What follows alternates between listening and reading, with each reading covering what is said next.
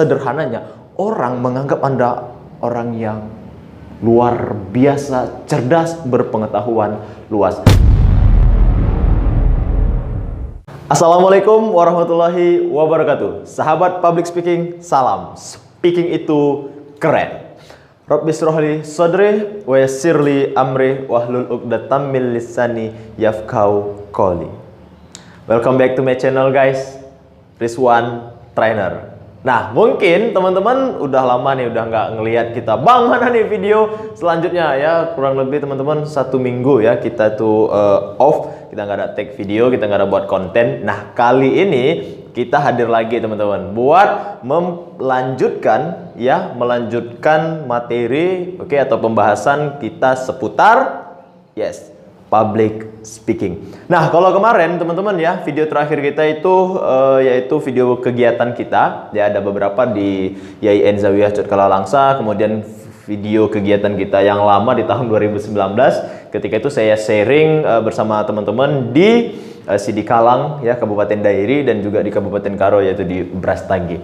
Nah, kali ini ya teman-teman, saya akan membahas satu topik yang sangat-sangat baik banget, yang sangat-sangat Anda butuhkan, yaitu topik bagaimana ketika Anda berbicara di depan umum ya, terkadang Anda bingung nih, Bang, setelah ini aku mau ngomong apa ya? Kenapa ya Bang, ketika aku berbicara di depan umum, aku kadang nggak tahu kehabisan bahan ya, kehabisan kosakata. Oke, kemudian nggak tahu mau ngomong apa lagi. Sederhananya kalau saya bilang teman-teman ya, saya akan sharing bagaimana cara untuk bisa memperkaya materi atau memperluas pembahasan atau memperluas wawasan atau memperbanyak apa yang Anda sampaikan. Sehingga ketika Anda berbicara di depan umum teman-teman, Anda punya banyak sekali pembahasan, banyak sekali pembendaharaan kosakata. Sederhananya, orang menganggap Anda orang yang luar biasa, cerdas, berpengetahuan luas. Nah, ini dia teman-teman ya, 5 tips bagaimana agar Anda bisa memperkaya materi di dalam public speaking. Nah, yang pertama yaitu dengan analogi. Nah, mungkin teman-teman pernah mendengar atau melihat seseorang ketika dia berbicara di depan umum ya, dia menganalogikan sesuatu dengan sesuatu hal lain. Contoh seperti ini. Ya, seperti saya juga sering banget teman-teman ya, ketika berbicara di depan umum ya, ketika mengisi training, mengisi seminar, workshop, apapun itu, sering sekali menganalogikan sesuatu dengan sesuatu. Itu maksud analogi itu gimana Bang? Jadi untuk bisa memperkaya materi Anda teman-teman ya, analogi ini adalah contohnya aja ya, saya berikan biar Anda lebih mudah untuk memahami, yaitu ibarat kita menjelaskan sebuah kesuksesan. Nih teman-teman, untuk bisa menjadi seorang yang sukses, untuk menjadi seorang yang berhasil teman-teman, Anda itu tidak bisa melakukannya dengan instan. Anda harus menikmati prosesnya. Nah, menikmati prosesnya ini Anda harus bagaimana? Anda harus bekerja keras.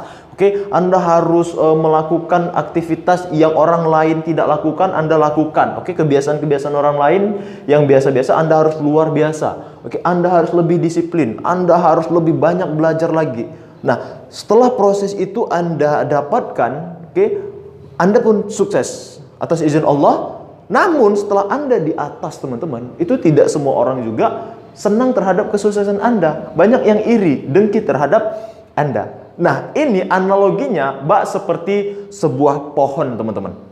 Pohon itu bagaimana? Dia tumbuh dari yang kecil, kemudian setiap harinya dia bertumbuh, kemudian batangnya menjadi kuat, kemudian batangnya tersebut menjadi menghasilkan buah. Nah, setelah pohon ini berbuah, dan dia menjulang tinggi, maka angin semakin kencang meniupnya. Nah, itulah sama seperti dengan kehidupan kita. Nah, 2 contoh ini teman-teman, yaitu dia menganalogikan. Jadi pembahasan kita tuh banyak. Kita bahas satu tujuan ya. Tujuannya itu maksudnya apa? Ya, kau harus kerja keras. Dengan apa? Dengan menceritakan sebuah pohon. Nah, itu namanya analogi teman-teman. Nah, jadi itu yang pertama. Yang kedua yaitu dengan data atau survei. Nah, Anda membahas satu topik, contoh nih teman-teman, Anda presentasi di dalam kelas. Anda membahas seputar tentang COVID-19. Nah, yang lagi rame nih teman-teman ya, di era kita sekarang ini. Nah, untuk memperkaya materi Anda bisa menambahkan atau Anda bisa memasukkan di dalam materi Anda itu data atau survei. Yang pastinya data atau survei ini teman-teman itu tidak boleh Anda buat sembarangan. Anda harus mendapatkan data itu dari Badan Statistik yang udah jelas teman-teman. Oke? Contoh, kita bisa menceritakan bahwasanya COVID-19 di Indonesia itu sudah mencapai sekian juta. Oke, berdasarkan dari data apa sih namanya itu teman-teman yang COVID Satgas ya, satuan Satgas apa sih namanya itu ya. Mungkin teman-teman boleh kasih kolom komentar ya, Satgas itu apa? Biar saya juga tahu teman-teman, karena kita saling belajar. Nah, Satgas COVID-19 di Indonesia mengeluarkan data bahwasanya penduduk Indonesia telah meninggal karena COVID sekian juta. Penduduk Indonesia terjangkit COVID sekian-sekian. Nah, itu data dan fakta itu teman-teman ya, data atau survei itu tidak boleh sembarangan. Tetapi Anda bisa masukkan di dalam pembahasan Anda. Itu yang kedua. Dan yang ketiga yaitu dengan cerita. Nah, ini menarik sekali teman-teman ya. Kita semua orang Indonesia itu senang banget yang namanya cerita. Ketika kita waktu SMA, belajar di sekolah, pasti kita senang sekali dengan guru yang mau menceritakan kisah-kisah hidup dia, kisah-kisah perjuangan dia, ya, motivasi dari beliau, daripada yang guru itu monoton terus-terusan belajar. Oh, kita kayak suntuk gitu ya. Nah, kita senang mendengar cerita. Begitu juga audiens teman-teman. Maka Anda harus menceritakan sesuatu yang berkaitan dengan topik Anda. Contoh, saya ambil lagi tadi mengenai COVID-19 teman-teman ya. Apa yang bisa kita ceritakan? Nah, Anda boleh menceritakan pengalaman orang lain, atau yang mereka itu terkena COVID. Nah, Anda ceritain. Kemudian juga cerita ini ada dua teman-teman ya. Cerita itu ada fiksi dan non-fiksi. Nah, itu Anda bisa masukkan ke dalam materi presentasi Anda. Supaya apa? Supaya materi Anda kaya. Nah, itu tadi yang ketiga. Dan yang keempat teman-teman yaitu dengan kisah nyata. Nah, ini juga hampir sama miripnya tadi itu dengan cerita teman-teman. Tetapi kalau cerita itu kita bilang bisa seperti labu, mengarang atau fiksi ya teman-teman. Tepatnya bahasa ilmiahnya yaitu cerita yang fiksi. Tetapi dalam kisah nyata ini itu tidak boleh kita karang-karang teman-teman. Ya, itu harus real, kita menyampaikannya sesuai dengan apa yang terjadi. Kisah nyata ini bisa Anda ambil daripada diri Anda sendiri, baru kisah orang lain, kisah tetangga Anda. Yang pastinya kisah ini harus relevan dengan topik yang Anda bawakan teman-teman. Nah, jangan juga Anda di dalam kisah nyata ini itu membuat sebuah kisah yang Anda buat-buat. Itu tidak boleh sekali teman-teman ya. Apalagi menceritakan sesuatu hoax. Nah, kita masyarakat Indonesia yang kata Om Deddy Kobuzer teman-teman ya, smart people itu harus menghentikan hoax, tidak boleh menyebarluaskan berita bohong teman-teman. Dan Anda juga sebagai seorang smart people yang menggunakan smartphone ya, harus pandai melihat mana atau memfilter teman-teman ya. Nah, mikir ya, memfilter bagaimana caranya supaya berita hoax itu tidak tersebar luas. Nah, itu tadi yang keempat. Dan yang kelima teman-teman ya, yang bisa Anda sampaikan atau Anda masukkan ke dalam materi presentasi Anda yaitu insight. Nah, insight ini semacam data atau dia kalau di dalam public speaking teman-teman ya, insight ini adalah sebuah perbandingan. Jadi Anda bisa menceritakan kembali, mereview ulang sebuah kisah, tetapi kisah ini adalah sebuah yang sudah terjadi di masa lampau dengan membandingkannya dengan masa sekarang. Nah, biasanya teman-teman ya, itu banyak sekali kita lakukan perbandingan tahun lalu kah, 2 tahun yang lalu, 10 tahun yang lalu dengan sekarang. Saya ambil contoh teman-teman. Saya ambil contoh ya, Anda bisa contoh nih, topik Anda tadi mengenai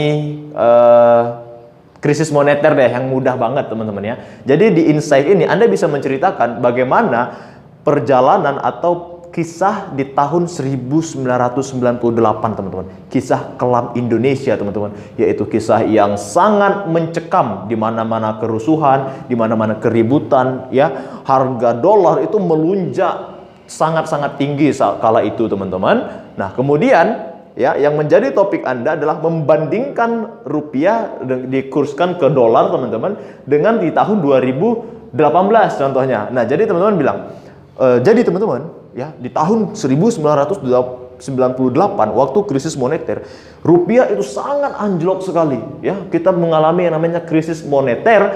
Saat itu kalau Anda harus tahu ya datanya teman-teman, kalau saya tidak salah itu rupiah sekitar 11.000 atau 12.000 rupiah per 1 dolar. Nah, dibandingkan 2018 ini, teman-teman, itu dolar jauh lebih tinggi, yaitu mencapai 14.000. Nah, itu antara dolar 1998 ya rupiahnya dengan dolar di kurs ke rupiah di tahun 2018, perbandingan yang Anda ceritakan itulah namanya insight. Nah, ini bisa ya teman-teman Anda gunakan juga di dalam topik atau pembahasan Anda, sesuaikan saja Anda mau bahas apa. Nah, Anda cari bahannya apa yang bisa dibandingkan antara tahun ini dengan tahun yang telah terjadi atau tahun yang lalu-lalu, teman-teman.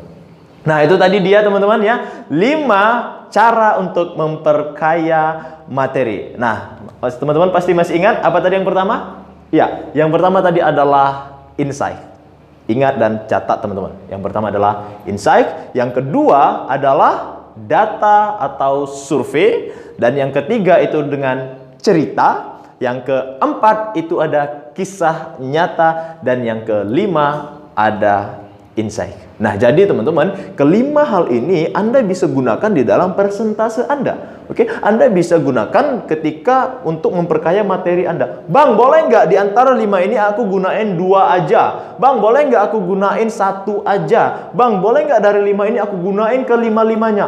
Boleh, teman-teman. Oke, Anda tinggal pilih aja, Anda sesuaikan sama materi Anda mau bahas yang mana, oke, bisa Anda gunakan. Pertanyaan sering muncul ya teman-teman, Bang, kelima poin ini ya untuk memperkaya materi, itu kami buatnya di mana? Saya bilang, Anda boleh buatnya itu ketika di berani, atau ketika di sistematis, atau ketika di berpengaruh. Nah, jadi itu tidak menjadi sebuah patokan. Yang pastinya dari awal sampai akhir Anda bisa menggunakan 5 cara untuk memperkaya materi Anda. Nah, semoga teman-teman Anda yang telah menonton video ini bisa lebih luas lagi wawasannya, lebih mantap lagi kosakata pembendaharaan katanya, supaya apa? Supaya ketika berbicara di depan umum bisa dapat lancar, teman-teman.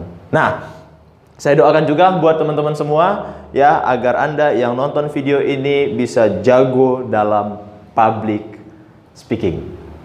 Thank you teman-teman, terima kasih atas support Anda, dan jangan lupa harus ingat teman-teman, Anda dukung channel ini dengan cara subscribe channel ini, tekan tombol lonceng, like, comment, and share kepada teman-teman Anda, biar lebih banyak mereka yang tahu ada loh ternyata ya seseorang yang sharing ilmu public speakingnya secara detail dan sangat-sangat konsisten. Nah, itu adalah niat saya teman-teman. Maka dukung channel ini dengan cara subscribe, like, comment, and share kepada teman-teman Anda. Dan terima kasih sahabat public speaking. Salam speaking itu keren.